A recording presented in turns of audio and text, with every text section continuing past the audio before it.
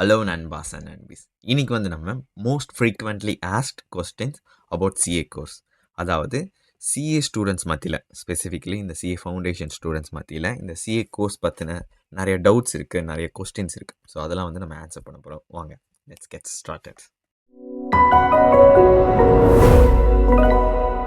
Before we get into the video வீடியோ, நாங்கள் CA foundation ஸ்டூடெண்ட்ஸ்க்காக வாட்ஸ்அப்பில் ஒரு கம்யூனிட்டி குரூப் வச்சுருக்கோம். ஸோ அதை நீங்கள் ஃபாலோ பண்ணலாம், ஃபாலோ பண்ணுங்கள். அதை தவிர we have a general telegram and WhatsApp channel, அதையும் ஃபாலோ பண்ணலாம், ஃபாலோ பண்ணிடுங்க. நம்ம ஒரு டவுட்ஸாக கொஸ்டினை வந்து பார்க்கலாம். ஸோ ஃபஸ்ட்டு வந்து எப்படி சார் சிஏ கோர்ஸ்க்கு வந்து நான் ரெஜிஸ்டர் பண்ணுறது அப்படின்னா, நான் படிக்கும்போது ஒரு 7-8 இயர்ஸ்க்கு முன்னாடி வந்து நாங்கள் வந்து நேராக ஐசிஐயோட பிரான்ச்சில் போயிட்டு ரெஜிஸ்டர் பண்ணுவோம். பட் இப்போ எல்லாமே வந்து சிம்பிளிஃபை பண்ணிட்டான், எல்லாமே ஆன்லைன் மோட் தான். நீங்கள் வந்து இந்த வெப்சைட் இருக்கா, eservices.ica.org, அது வந்து செல்ஃப் சர்வீஸ் போர்ட்டல் அப்படின்னு சொல்லுவோம். ஸோ இந்த செல்ஃப் சர்வீஸ் போர்ட்டல் போயிட்டு நீங்கள் ரெஜிஸ்ட்ரேஷன் பண்ணுற மாதிரி இருக்கும். பட் ரெஜிஸ்ட்ரேஷன் பண்ணதுக்கு உங்களுக்கு செப்பரேட்டாக வீடியோ வேணும், எப்படி பண்ணுறது அப்படின்னு கேட்டிங்கன்னா, அதுக்கு வந்து நீங்கள் கமெண்ட்டில் கேளுங்க, நான் வந்து அதுக்கு ஸ்பெசிஃபிக்காக செப்பரேட் வீடியோ ஒன்று மேக் பண்ணுறேன். ஓகேவா? அண்ட் தென் நம்ம சிஏ ஃபவுண்டேஷன் கோர்ஸ்க்கு ரிலேட்டடான எஃப்ஏக்யூஸ்லாம் பார்க்கலாம். ஓகேவா? Sir, when can I register for CA foundation course? இது வந்து நிறைய பேர் கேட்குற கொஸ்டின். நம்ம காமனாக சிஏ ஃபவுண்டேஷன் ஸ்டூடெண்ட்ஸ் மத்தியில் இருக்க ஒரு கொஸ்டின். ஸோ ஒருத்தவங்க வந்து எப்போ வந்து எலிஜிபிள் அப்படின்னு பார்த்தீங்கன்னா, நீங்கள் வந்து கிளாஸ் 10 எக்ஸாம் பாஸ் பண்ணியிருக்கணும். ஸோ நீங்கள் கிளாஸ் எக்ஸாம் 10 எக்ஸாமுடைய ரிசல்ட் வந்த பிறகே நீங்கள் வந்து சிஏ ஃபவுண்டேஷன் கோர்ஸ்க்கு ரெஜிஸ்டர் பண்ணலாம். ஓகேவா? And then CA foundation ஃபீயோட course ஃபீ என்னன்னு கேட்டிங்கன்னா, இது வந்து 9,000. ஸோ இந்த 9,000 ருபீஸ் கட்டினாலே உங்களுக்கு கோர்ஸ் ரெஜிஸ்டர் பண்ணிடுவாங்க. அண்ட் தென் உங்களுக்கு ஸ்டடி மெட்டீரியலும் கொடுத்துருவாங்க. அதாவது சிஏ ஃபவுண்டேஷனுக்கு தேவையான டெக்ஸ்ட் புக் எல்லாம் கொடுத்துருவாங்க. ஓகேவா? நெக்ஸ்ட் வந்து, சார் நான் ரெஜிஸ்டர் பண்ணிட்டேன், பட் ஸ்டடி மெட்டீரியல் எப்படி வாங்குறது அப்படின்னு கேட்டிங்கன்னா, ஒன்ஸ் நீங்கள் ரெஜிஸ்ட்ரேஷன் பண்ணணும், உங்களுக்கு வந்து ஒரு மெயில் வரும், உங்கள் ரெஜிஸ்ட்ரேஷன் கன்ஃபர்மேஷன். ஸோ அந்த ரெஜிஸ்ட்ரேஷன் கன்ஃபர்மேஷன் மெயிலில் உங்களுக்கு எஸ்ஆர்ஓ நம்பர் அப்படின்னு அலாட் பண்ணுவாங்க.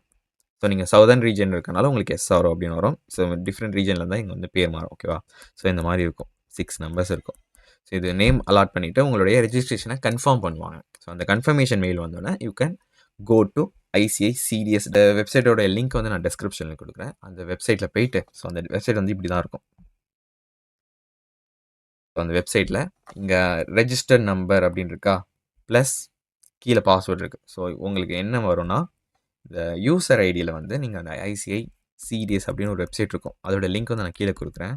ஒன்ஸ் ரெஜிஸ்ட்ரேஷன் கம்ப்ளீட் ஆகிடுச்சு அப்படின்னு மெயில் வந்தோடனே, இந்த யூசர் ஐடியில் போயிட்டு உங்களுடைய எஸ்ஆர்ஓ நம்பர் அடிக்கணும், 0xxxxன்னு.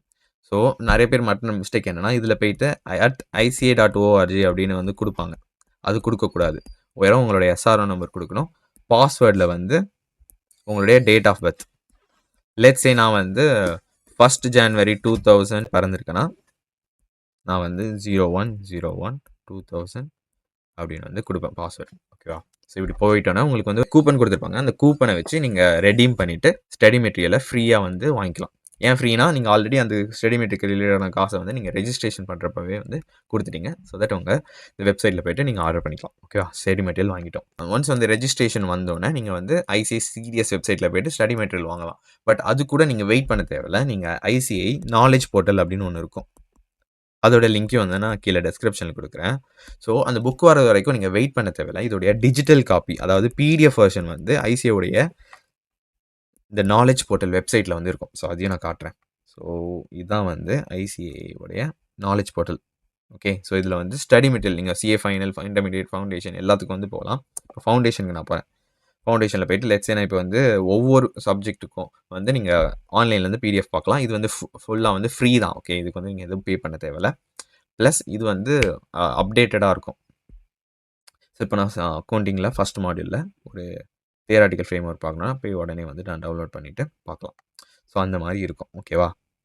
ஸோ நீங்கள் ஐசிஐசிடிஎஸ் வெப்சைட்டில் தான் போயிட்டு ரெஜிஸ்டர் பண்ண பிறகு தான் புக் வாங்கிட்டு படிக்கணும் அப்படின்லாம் அவசியம் இல்லை. நீங்கள் எப்போல்லாம் வந்து ஆசைப்படுறீங்களோ போய் படிக்கலாம். இப்போ நான் 10th ஸ்டாண்டர்ட் கூட முடிக்கல சார், பட் எனக்கு சிஏ படிக்கணும்னு ஆசையாக இருக்குன்னா நீங்கள் கூட அந்த வெப்சைட்டில் போய்ட்டு டவுன்லோட் பண்ணி பார்க்கலாம். ஸோ நீங்கள் ஃபிசிக்கல் புக் வரணும் அப்படின்றதுக்காக வெயிட் பண்ண தேவையில்லை இருக்கு. சார் நான் 10th முடிச்சிட்டோன்னே நான் ஃபவுண்டேஷனுக்கு ரெஜிஸ்டர் பண்ணிட்டேன். ஸோ இப்போ வந்து நான் கிளாஸ் 11ல் இருக்கேன், இல்லை நான் வந்து கிளாஸ் 12ல் இருக்கேன். நான் எப்போ சார் சிஏ ஃபவுண்டேஷன் எக்ஸாமுக்கு வந்து அப்பியர் ஆகிறதுக்கு எலிஜிபிள் அப்படின்னு கேட்டிங்கன்னா, ஈவன் தோ நீங்கள் சிஏ 10th முடித்தோடனே சிஏ ஃபவுண்டேஷனுக்கு ரெஜிஸ்டர் ஆகிருந்தாலும் நீங்கள் வந்து சிஏ ஃபவுண்டேஷன் எக்ஸாம் எழுதுறதுக்கு வந்து எலிஜிபிள் வந்து ஒன்லி ஆஃப்டர் கிளாஸ் 12 எக்ஸாமினேஷனுக்கு வந்து நீங்கள் அப்பியர் ஆகிருக்கணும். கிளாஸ் 12 எக்ஸாம் பாஸ் பண்ணியிருக்கணும்னு அவசியம் இல்லை.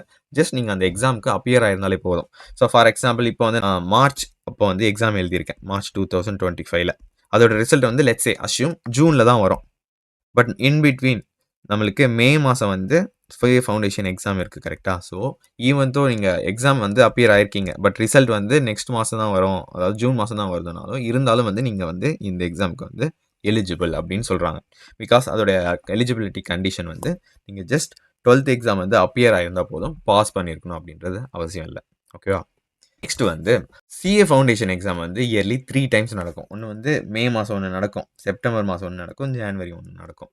ஸோ இந்த எக்ஸாமுக்கு வந்து நான் அப்பியர் ஆகணும்னா எத்தனை மாதம் வந்து நான் முன்னாடி வந்து ரெஜிஸ்டர் ஆகிக்கணும். சப்போஸ் நான் 10th ஸ்டாண்டர்ட் முடிச்சோம் நான் ரெஜிஸ்டர் பண்ணல, இப்போ தான் வந்து நான் இப்போ மே மாதத்துக்கு அப்பியர் ஆகிறதுக்கு பார்க்கலான்னு இருக்கேன். ஸோ எப்போ வந்து நான் ரெஜிஸ்டர் பண்ணணும்னு கேட்டிங்கன்னா அட்லீஸ்ட் 4 மந்த்ஸ் வந்து முன்னாடி நீங்கள் ஜாயின் பண்ணணும். பிகாஸ் பீரியட் ஆஃப் 4 மந்த்ஸ் வந்து நீங்கள் அட்லீஸ்ட் படிச்சிருக்கிறதுக்கு டைம் கொடுத்துருக்கணும். அதுக்கப்புறம் தான் வந்து நீங்கள் எக்ஸாமுக்கு ரெஜிஸ்டர் பண்ண முடியும். ஓகேவா? ஸோ மே மாதத்துக்கு நான் அப்பியர் ஆக போகிறேன்னா அட்லீஸ்ட் நான் வந்து ஜான்வரி 1க்கு முன்னாடி வந்து நான் ரெஜிஸ்டர் பண்ணியிருக்கணும். செப்டம்பர்னா 1st ஆஃப் மேக்குள்ளே வந்து ரெஜிஸ்டர் பண்ணணும். ஸோ இப்போ நீங்கள் அந்த செப்டம்பர் எக்ஸாமில் எழுத போகிறீங்கன்னா நீங்கள் அட்லீஸ்ட் மே 1க்குள்ளே ரெஜிஸ்டர் பண்ணியிருக்கணும். Okay, ஜான்வரினா 1st September of that previous year. So இப்போ நீங்கள் செப்டம்பரில் இப்போ 2025ல அதுக்கு முன்னாடி வந்து ரெஜிஸ்டர் பண்ணால் நீங்கள் ஜான்வரி 2026ல் வந்து நீங்கள் எலிஜிபிள் ஆகலாம். ஓகேவா? அண்ட் நெக்ஸ்ட்டு இது வந்து ரொம்பவும் இம்பார்ட்டண்டான கொஸ்டின் அண்ட் நிறைய பேருக்கு வந்து இது அவேர்னஸ் இருக்காது. சார் நான் சிஏ ஃபவுண்டேஷனுக்கு ரெஜிஸ்டர் பண்ணிட்டேன், அந்த 9000 rupees கொடுத்து ரெஜிஸ்டர் பண்ணிட்டேன். ஸோ நான் வந்து டேரெக்டாக இப்போ எக்ஸாம் எழுதலாமான்னு கேட்டிங்கன்னா கிடையாது. எக்ஸாம் அப்பியர் ஆகிறதுக்கு நீங்கள் செப்பரேட்டாக இன்னொரு ஃபார்ம் வந்து ஃபில் பண்ணுற மாதிரி இருக்கும். செப்பரேட் ஃபார்ம் ஃபில் பண்ணோம், ப்ளஸ் அதுக்கு வந்து கிட்டத்தட்ட ஒரு 1500 அகைன் கொடுக்குற மாதிரி இருக்கும். கம்பேரிட்டிவ்லி ரெஜிஸ்ட்ரேஷன் ஃபீயோட எக்ஸாம் ஃபீ வந்து எப்போவுமே கம்மியாக தான் இருக்கும். ஸோ இது வந்து இம்பார்ட்டன்ட். ஸோ நீங்கள் ஒரு மே மாதம் எக்ஸாம் ப்ரிப்பேர் பண்ணிங்கன்னா அட்லீஸ்ட் ஒரு 2 மந்த்ஸ்க்கு பிஃபோர் வந்து இந்த எக்ஸாம் வந்து ஓப்பன் ஆகும், விண்டோ வந்து ஓப்பன் ஆகும் அப்படின்வாங்க. ஸோ எக்ஸாமுக்கு ரெஜிஸ்ட்ரேஷன் பண்ணுறதுக்கு அதுக்கு வந்து நீங்கள் அகெயின் வந்து ரெஜிஸ்டர் பண்ணுற மாதிரி இருக்கும், காசு கொடுத்து பண்ணுற மாதிரி இருக்கும். அப்போ தான் வந்து you will be eligible to right the exam அப்படின்னு இருக்கும். ஓகேவா? அண்ட் சிஏ ஃபவுண்டேஷனில் நான் சொன்ன மாதிரி 4 பேப்பர் இருக்குது. மோஸ்ட் ஆஃப் த பீப்புளுக்கு தெரியும். ஃபஸ்ட்டு 4 பேப்பர் இருக்கா, இந்த ஃபஸ்ட்டு 2 பேப்பர் வந்து டெஸ்கிரிப்டிவ் நீங்கள் எழுதுகிற மாதிரி இருக்கும். இந்த லாஸ்ட்டு 2 வந்து எம்சிக்யூஸ். ஓகேவா? எம்சிக்யூஸில் வந்து நெகட்டிவ் மார்க்கிங் இருக்குது. நீங்கள் தப்பாக ஆன்சர் பண்ணுற ஒவ்வொரு கொஸ்டின்ஸ்க்கும் 0.25 வந்து நெகட்டிவ் மார்க் இருக்குது. இதெல்லாம் வந்து நம்ம கவர் பண்ணிட்டோம். ஸோ ஃபவுண்டேஷன் எக்ஸாம் வந்து த்ரைஸ் இன் இயரில் இருக்க ஜான்வரி, மே, செப்டம்பர் அப்படின்னு வருஷத்தில் 3 வாட்டி நடக்கும். ஃபஸ்ட்டு 2 பேப்பர் வந்து சப்ஜெக்டிவ், அதாவது எழுதுகிற மாதிரி இருக்கும். 3rd and 4th வந்து அப்ஜெக்டிவ், அதாவது எம்சிக்யூ மார்க் இருக்கும். Okay, and 3rd and 4th வந்து நெகட்டிவ் மார்க்கிங் இருக்குது 0.25. நீங்கள் தப்பாக ஒரு ஆன்சர் எழுதுனீங்கன்னா அது வந்து 0.25 வந்து குறைஞ்சிரும். And then passing criteria.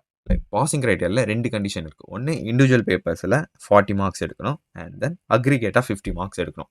இது சிம்பிளாக சொல்லணும்னா இப்போது நம்ம 4 பேப்பர் எழுதுறோம் கரெக்டாக, ஒரு பேப்பர்லேயும் நான் 50 எடுத்துட்டேன் அப்படின்னா நீங்கள் பாஸ் தான். ஏன்னா இண்டிவிஜுவலாக நான் 40க்கு மேலே எடுத்துகிறேன், 40க்கு மேலே எடுத்துகிறேன், 40க்கு மேலே எடுத்துகிறேன், 40க்கு மேலே எடுத்துகிறேன். டோட்டலாக 200 அவுட் ஆஃப் 400. இது வந்து 50% இருக்குது. ஸோ அக்ரிகேட் ரூலில் நீங்கள் பாஸ் பண்ணிட்டீங்க. இதுவே இன்னொரு வேல யூஸ்வலாக என்ன பண்ணுவாங்கன்னா பேப்பர் 1 பேப்பர் 2 வந்து ஸ்கோரிங் சப்ஜெக்ட்னு சொல்லுவாங்க, கொஞ்சம் ஈஸியாக இருக்கும். ஸோ நான் சார் அதில் 60 எடுத்துட்டேன், எனக்கு கியூஏ வந்து கஷ்டம் இருக்குது, எக்கனாமிக்ஸ் வந்து கொஞ்சம் கஷ்டம், அதில் வந்து நான் 40 தான் எடுத்திருக்கேன். இப்போ இந்த சினாரியோவில் வந்து நான் பாஸா அப்படின்னு கேட்டிங்கன்னா நம்ம அந்த 2 கண்டிஷனையும் வந்து போடுவோம். இண்டிவிஜுவல் பேப்பரில் 40 எடுக்கணும் கரெக்டாக. ஸோ 60, 40க்கு மேலே இருக்குது, 40க்கு மேலே இருக்குது, 40. ஸோ எல்லாத்தையும் பாஸு. அண்ட் தென் அக்ரிகேட் வந்து 200ன்றது 50% கரெக்டாக. ஸோ அக்ரிகேட் ரூலும் பாஸ் ஆயிடுச்சு. ஸோ இந்த ஃபஸ்ட்டு சினாரியோலையும் நீங்கள் பாஸ் தான், இந்த செகண்ட் சினாரியோலையும் பாஸ் தான். ஓகேவா? இப்போ நம்ம இன்னொரு 3rd சினாரியோ எடுக்கலாம். இது மட்டும் லைட்டாக அழிச்சிக்கிறேன். இப்போ 3rd சினாரியோ என்ன ஆகுதுன்னா, அக்கௌண்டிங் பேப்பரில் 70, பிஸ்னஸ் லாவில் 70, குவான்டிடேட்டிவ் ஆப்டிடியூட்லையும் 70, பட் எக்கனாமிக்ஸில் மட்டும் 39 தான் வாங்கியிருக்கீங்கன்னு கேட்டுங்க. ஆப்வியஸாக அக்ரிகேட் வந்து மோர் தென் 50% வந்து. இண்டிவிஜுவல் பேப்பரில் 3 சப்ஜெக்டில் அப்படி இருக்குது, பட் ஒரு சப்ஜெக்டில் நீங்கள் 40 கீழே தான் எடுத்திருக்கீங்க. ஸோ ஈவன் தான் மீதி 3 சப்ஜெக்ட் நீங்கள் பாஸ் ஆயிருந்தாலும் இந்த ஒரு பேப்பரில் வந்து 40 கீழே எடுத்தனால நீங்கள் மொத்தமாக ஃபெயிலு. அகைன் வந்து நீங்கள் திருப்பி எல்லா பேப்பரையும் எழுதுகிற மாதிரி இருக்கும். ஓகேவா? ஐ ஹோப் இது கிளியராக இருக்கும்னு நினைக்கிறேன். நெக்ஸ்ட் கொஸ்டின் வந்து சார் நான் சிஏ ஃபவுண்டேஷன் ரெஜிஸ்ட்ரேஷன் பண்ணிவிட்டேன், அது வந்து எத்தனை வருஷம் சார் வேலிடிட்டின்னு கேட்டிங்கன்னா நம்ம 4 years வந்து அது validity from the first eligible attempt. So இதில் வந்து ஃபஸ்ட் எலிஜிபிள் அட்டெம்ப்ட்றது ரொம்ப இம்பார்ட்டன்ட்.